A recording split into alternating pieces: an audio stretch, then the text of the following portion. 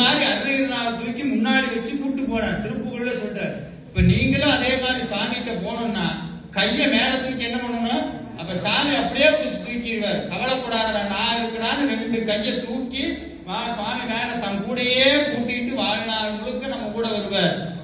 அப்படியே மனசு உருக உருக உருக உருக அரோகரா சொல்ல சொல்ல இது வரைக்கும் மனசுக்குள்ள இருந்த அத்தனை வேதனையும் போயிரு, அத்தனை கவலையும் போயிரு. நாள் வரைக்கும் பட்ட வேதனை, துன்பம், கஷ்டம், கவலை என்ன நெருக்க எல்லாம் இந்த ஓட நீயோட சரி எல்லாம் முடிஞ்சது. வேல் வந்து நம்மளை காக்க போகுது. அரோகரா அரோகரா அரகரோகரா அரோகரா அரோகரா அரகரோகரா அரோகரா அரோகரா அரகரோகரா அரோகரா அரோகரா அரகரோகரா.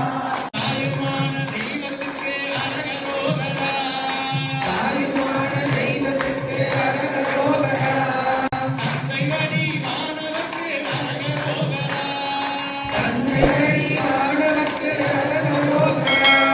அரோகரா அரோகரா அரகரோகரா அரோகரா அரோகரா அரகரோகரா அரோகரா அரோகரா அரகரோகரா. முருகனுக்கு அரோகரா.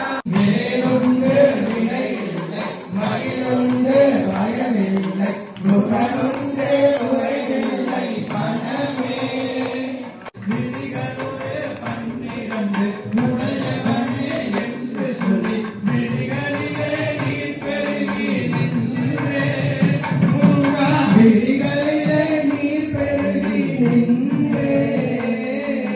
கருணையே வடிவமான கந்தசாமி தெய்வமே, கருணையே வடிவமான கந்தசாமி தெய்வமே, கந்தசாமி தெய்வமே, கந்தசாமி தெய்வமே. கடலடியை காத்து என்னை நாடுமே, கந்தனே கடலடியை காத்து என்னை நாடுமே. ஞானகண்டாயுதபாணிக்கு அரோகரா, திருப்பரங்குன்ற முருகனுக்கு அரோகரா, திருச்செந்தூர் ஆண்டவனுக்கு அரோகரா, பழனி முருகனுக்கு அரோகரா, சுவாமிமலை முருகனுக்கு அரோகரா, திருத்தணிகை முருகனுக்கு அரோகரா, பழமதில் சோலை முருகனுக்கு அரோகரா, வழி தெய்வ யானைக்கு அரோகரா, அருணாச்சல மூர்த்திக்கு அரோகரா, வெற்றிவேல் முருகனுக்கு அரோகரா அரோகரா அரோகரா.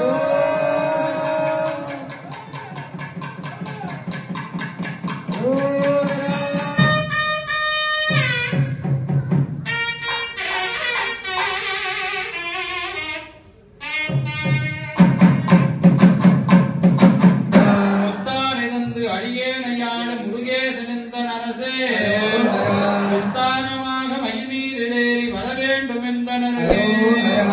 ஆளாளமுந்தோணி மகனாக வந்து அடியார் தமக்கு உதவி, உண்டு கனிவாய் திறந்து பஜனன் எழுத்தை மறவே.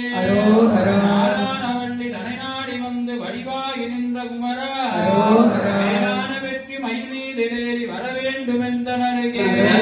குருனுடைய முன்னாள் திருவடிகளுக்கு நம்மளுடைய அத்தனை பேருடைய நமஸ்காரங்களும் வணக்கங்களும். சுவாமிக்கு தொடர்ந்து தீபாவளை சகலவாக்கியம் வாசிக்க அரோகரா.